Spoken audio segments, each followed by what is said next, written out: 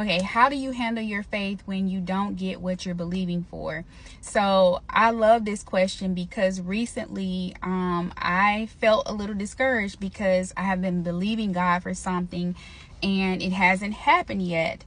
And one of the things that I like to do is I like to write down my prayers. And so when I go back and look at my prayers and I see that the things that God has answered, then it's kind of like, oh, okay then. Because if you think about it, God has answered something that you've been believing for.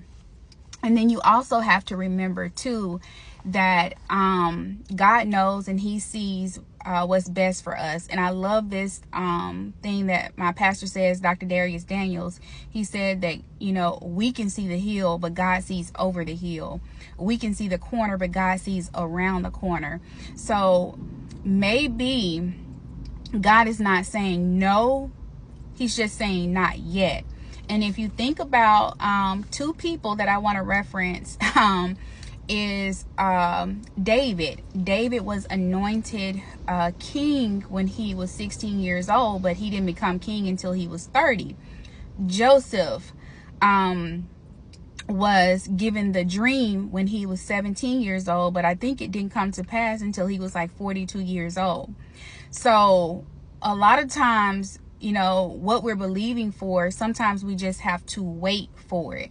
And so David tells us in Psalms 27:14, he tells us not only to wait, but he tells us how to wait. And he says, yes, wait patiently for God. And then he tells us to be brave and courageous. Yes, wait patiently for God. So sometimes we just have to wait, and we don't know whether or not God is, you know, needs to prune some things from us, depending on what we're asking and believing him for. It just may not be time. And I'll take myself as an example. I wanted the job that I had now. It took me about 2 years, and I was about to give up, and I just kept thinking like, it's never gonna happen. I got discouraged. But I'm just telling you, keep the faith. Also, Job, he lost everything. He lost his family. He lost his wealth. He lost his health. But he remained faithful no matter what. And then what happened in the end? God restored everything back to him. So I'm just going to encourage you all just to keep believing and just remain faithful. Just remain faithful no matter what the circumstances look like.